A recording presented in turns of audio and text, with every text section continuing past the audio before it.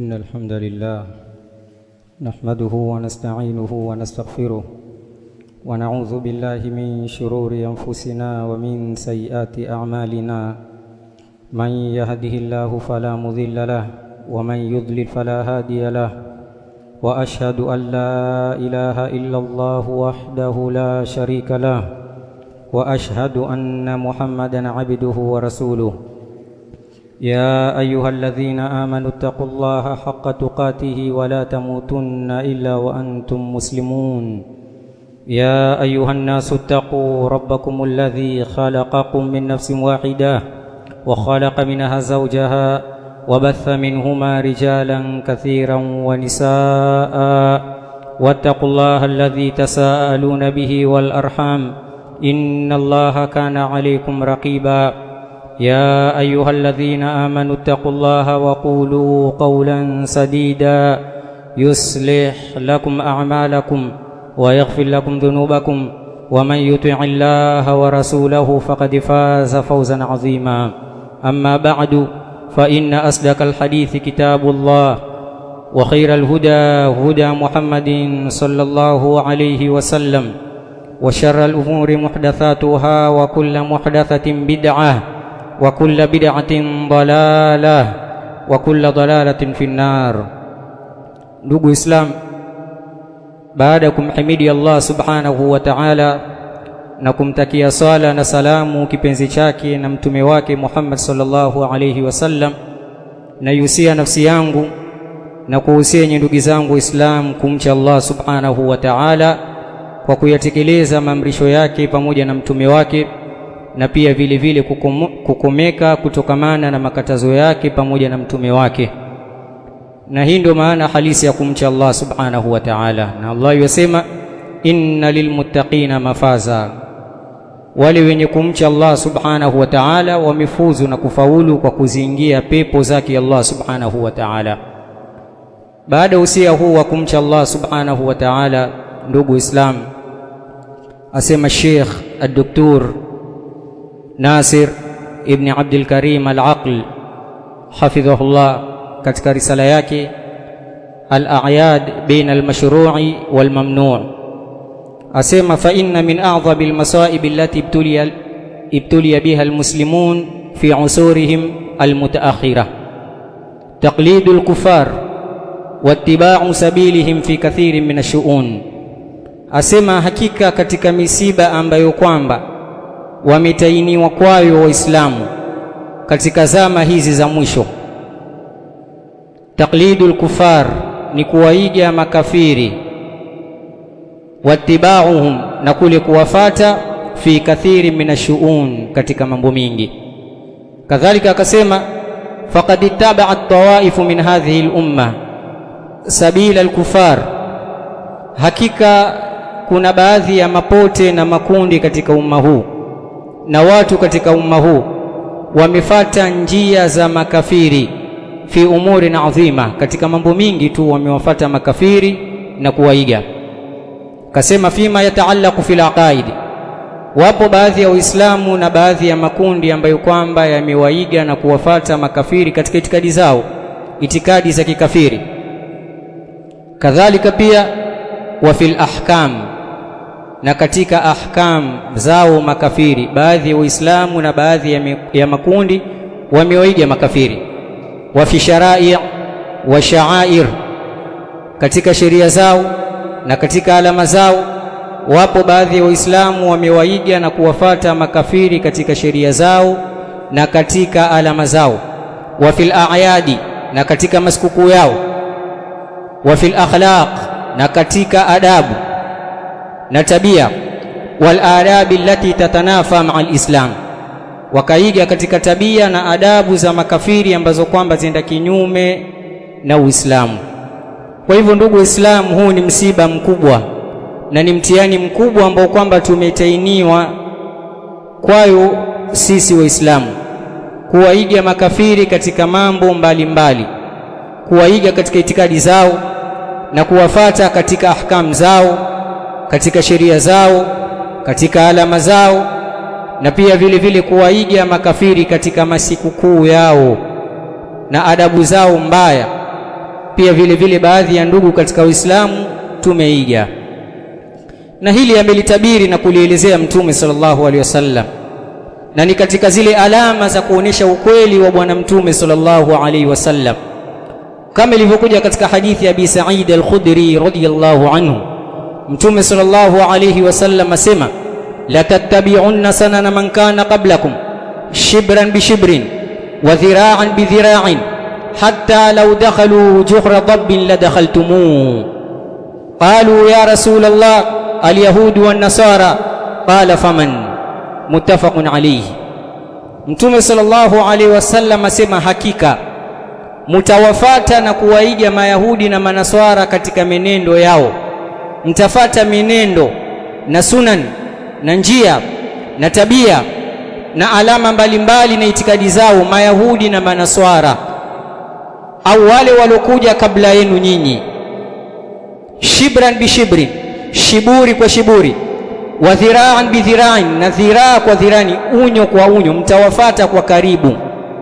Mtume akasema, hatta law dakhalu juhra dabbin la dakhaltumuhu, hata lau makafiri wataingia katika shimo la kenge, pia kuna baadhi ya Waislamu wataingia mule mule, japo kuna hatari katika shimo la kenge ama shimo la nyoka, makafiri wameingia, kuna baadhi ya Waislamu pia vile vile wataingia. Masahaba wakauliza, ya Rasulullah, al-yahudu wan nasara, je, wakusudia Waislamu kuwaiga mayahudi na manaswara? Mtume akasema, faman, ni kina nani ikiwa si mayahudi na manaswara? Kwa hivyo hii hadithi inaonyesha jinsi gani Waislamu watakavyowaiga na kuwafata na kuwakopi na kuchukua baadhi ya mambo katika itikadi na katika adabu na katika tabia na sheria, mambo ambayo kwamba ni mambo ya mayahudi na manaswara, unyo kwa unyo. Lau kama wataingia katika shimo la kenge, pia baadhi ya ndugu katika Uislamu wataingia. Kadhalika katika hadithi Mtume sallallahu alayhi wasallam asema, la yatiyanna ala ummati ma ata ala bani Israil hadhwa an-na'l bin-na'l, yatawajia umma wangu yale mambo ambayo kwamba yaliwajia banu Israil, mayahudi na manaswara, mambo mabaya na mambo machafu na mambo maovu katika ushirikina na katika ukafiri na katika bid'a, yatawajia umma wa Mtume Muhammad sallallahu alaihi wasallam kama yalivyowajia banu Israil, unyo kwa unyo, shiburi kwa shiburi, na dhiraa kwa dhiraa.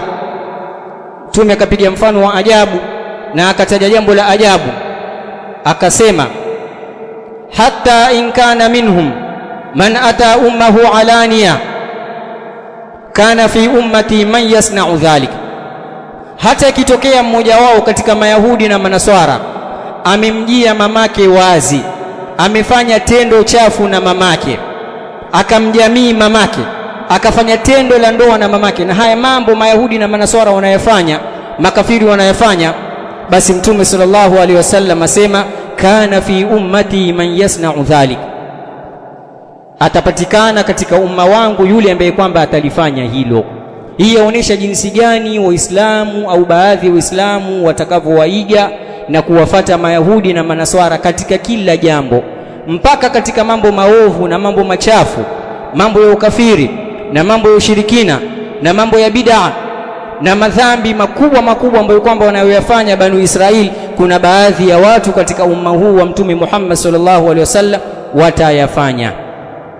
Na katika hadithi ya Thauban maula Rasulillah sallallahu alaihi wasallam, Mtume sallallahu alaihi wasallam asema, wala taqumu saa, wala qiyama hakitosimama, hatta talhaqa qabailu min ummati bil mushrikin, mpaka baadhi ya makabila katika umma wangu waungane na washirikina katika ibada zao.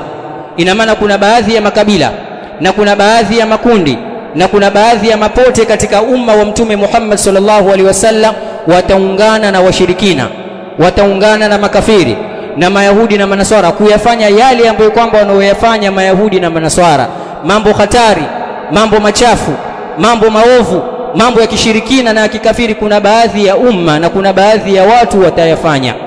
Kadhalika Mtume akasema, wa hatta ta'buda fi'amun min ummati al-awthan, na pia vile vile kutapatikana baadhi ya makundi katika umma wa Mtume Muhammad sallallahu alaihi wasallam ambao kwamba wataabudu mizimu na masanamu. Haya yamepatikana. Haya ni mambo ambayo kwamba yaonesha ukweli aliokuwa nao Mtume sallallahu alaihi wasallam, wama yantiqu anil hawa, kuwa Mtume sallallahu alaihi wasallam haongei kwa hawa na matamanio, bali kile anachokiongea ni wahi kutoka kwa Allah subhanahu wa ta'ala. Haya ambayo kwamba Mtume sallallahu alaihi wasallam ameelezea yamepatikana kwa baadhi ya watu katika umma huu, kuiga sunna za Mayahudi na Manaswara, kuwafata Mayahudi na Manaswara unyo kwa unyo, shiburi kwa shiburi na dhiraa kwa dhiraa. Asema al-Imam An-Nawawi rahimahullah akizielezea hadithi hizi kama hadithi la yatiyanna ala ummati na hadithi la tattabi'unna sanana man kana qablakum, la tattabi'unna sanana man kana qablakum. Asema al-Imam An-Nawawi rahimahullah katika sharhi ya Sahih Muslim,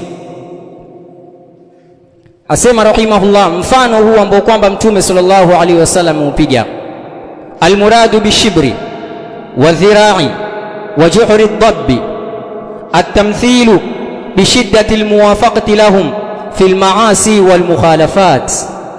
Almuradu bishibri, katika hadithi Mtume alipotaja shiburi kwa shiburi kuwa tutawafuata makafiri, wa dhiraa kwa dhiraa, kadhalika akasema walau dakhalu juhra dabb, asema at-tamthilu ni mfano Mtume yupiga kuonesha bishiddati almuwafaqati lahum fil maasi wal mukhalafat. Hii yaonesha ni jinsi gani tutawafuata makafiri katika madhambi na katika maasi.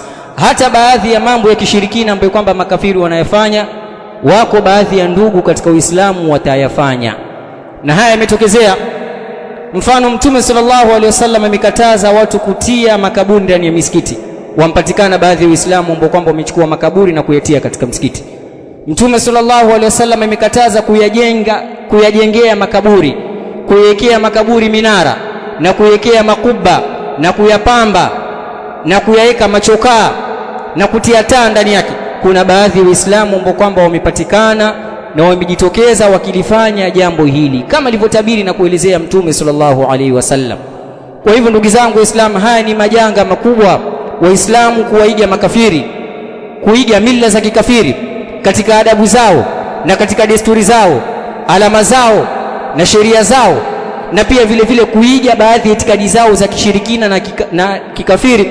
Ni msiba mkubwa ambao kwamba tumetainiwa sisi Waislamu katika zama hizi zetu za mwisho. Wallahu almusta'an.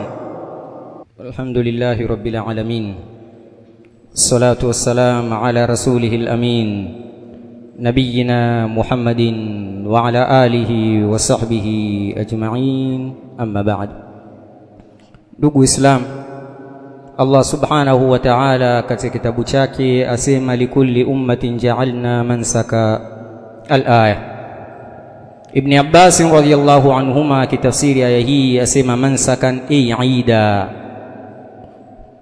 kuwa kila umma tumewajalia sikukuu, kila umma una sikukuu zake. Mansakan bimaana idan, kama alivyofasiri Ibn Abbas radhiyallahu anhuma.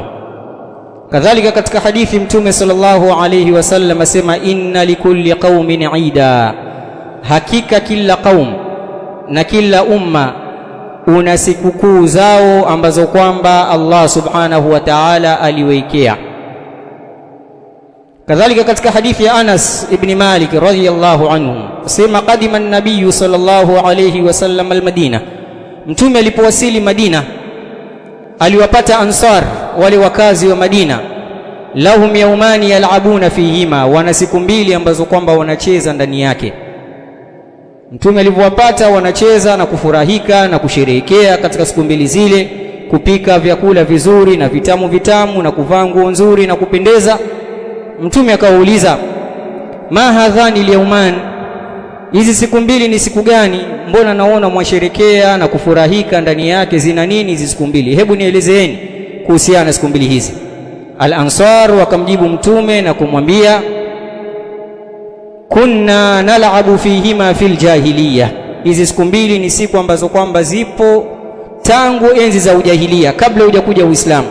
Ni siku mbili Idi, ni sikukuu kwetu sisi, twacheza na kufurahika ndani yake. Mtume aliposikia maneno haya kuwa siku mbili hizi ni siku za kijahilia, toka wakati wa jahiliya wanafurahika na kucheza ndani yake, Mtume sallallahu alaihi wasallam akawaambia, inna Allaha qad abdalakum bihima khairan minhuma Eid al-Adha wa Eid al-Fitri. Basi tambueni na kujua kuwa hakika Allah subhanahu wa ta'ala amewageuzia siku hizi mbili za kijahilia, akawapa mbadala wake siku nyingine mbili, Eid al-Adha wa Eid al-Fitri. Na maana achaneni na hizi siku mbili za kijahilia, kama mwataka kusherekea sherekeeni katika siku mbili hizi, Eid al-Adha wa Eid al-Fitri. Na hizi ndio siku kuu mbili za Waislamu ambazo kwamba zajiregelelea katika kila mwaka, Eid al-Adha na Eid al-Fitri. Eid al-Fitri ambayo kwamba yaja kwa munasaba kukamilisha mwezi mtukufu wa Ramadhani, na Eid al-Adha ni Eid kubwa, ile Eid ambayo kwamba yaja kwa munasaba wa ule mfungo wa Ashri Dhulhijja. Kwa hivyo hizi ndio siku mbili na siku kuu ambazo kwamba Allah subhanahu wa ta'ala amewageuzieni na kuwabadilishieni na kuwapatia. Kwa hivyo kama mwataka kusherekea, sherekeeni katika siku mbili hizi. Kwa hivyo ndugu Waislamu, siku kuu za Kiislamu ni mbili ambazo kwamba zajiregelelea katika kila mwaka, Eid al-Fitri baada kukamilika Ramadhani, na Eid al-Adha ambayo kwamba inakuja katika mwezi wa Dhulhijja. Watu wanapofunga zile siku 9 ama siku 10 za mwezi wa Dhulhijja, siku inayofuatia huwa ni Eid. Yaum Arafa, siku inayofuatia ni Eid. Kwa hivyo hizi ndio siku kuu zetu za Kiislamu. Ndio maana mmoja asema, Eidani inda ulinuha la thalitha lahuma liman yabghi salamata fi ghadi wa kullu al-fitr wal-adha wa kullu ziyadatin fiha khurujun an sabili Muhammadi. Kuwa Eid mbili ndio Eid za Kiislamu mbele ya wanachuoni wote wamekubaliana kuwa Uislamu Eid zake ni mbili. Kwa yule ambaye kwamba ataka usalama na kuokoka na kuongoka, basi atambue kuwa Eid za Kiislamu ni mbili, al-fitr wal-adha wa kullu ziyadatin fiha khurujun an sabili Muhammadi. Al-fitr wal-adha, na ziada yoyote ni kwenda kinyume na njia ya bwana Mtume sallallahu alaihi wasallam. Kwa hivyo hizi ndio Eid zetu mbili. Na pia wanachuoni wasema kuna Eid nyingine ya tatu ambayo kwamba ni Eidul Usbu' yaumul Jumu'ah, na ili tulielezea kuwa siku ya Ijumaa pia ni katika Eid za Uislamu, ile Eid ya kila wiki, kama alivyosema Mtume sallallahu alaihi wasallam akielezea Ijumaa, inna hadha yawmu Eid ja'alahu Allahu lilmuslimin, hakika siku ya Ijumaa hii ni siku kuu ambayo kwamba Allah amewajalia Waislamu. Kwa hivyo ndugu Waislamu, kwa mwaka tuna Eid mbili, Eidul Fitri wa Eidul Adha, na kadhalika pia vile vile kwa wiki tuna Eid moja ambayo kwamba jiregelelea katika kila wiki ambayo kwamba ni Sayyidul Ayyam, Sayyidul Usbu' ambayo kwamba ni Yaumul Jumu'ah. Kando na Eid hizi ni kwenda kinyume na sheria ya bwana Mtume sallallahu alaihi wasallam, ni Eid za kizushi, Eid za kishirikina, na ni Eid za kikafiri ambazo kwamba Muislamu hafai kushiriki ndani yake. Kwa hivyo ndugu Waislamu, sisi Waislamu tuna siku kuu zetu tukufu. Waislamu tuna Eid zetu, Eid mbili ambazo kwamba zajiregelelea katika kila mwaka, na Eid moja ambayo kwamba zajiregelelea katika kila wiki ambayo kwamba ni Yaumul Jumu'ah. Na kando na Eid hizi ni kwenda kinyume na kutoka katika sheria ya bwana Mtume sallallahu alaihi wasallam, ni kuzua katika dini ya Allah na ni kuzua katika sheria ya Allah mambo ambayo kwamba ma anzalallahu biha min sultan, mambo ambayo kwamba hayana dalili kwenye Qur'ani na kwenye Sunna. Kwa hivyo Uislamu tulitambueni hili, tutanabai na jambo hili. Inna likulli qaumin Eida, kila watu na kila umma na kila kaum wana sikukuu zao. Sisi Waislamu tuna sikukuu zetu, tuna Eid zetu. Makafiri wana sikukuu zao na wana sherehe zao, wala hamna muingililiano wala hamna ushirikiano. Lakum dinukum waliyadin, muna dini yenu na mimi nina dini yangu, kama alivyoamrishwa Mtume sallallahu alaihi wasallam na Allah awaambie makafiri.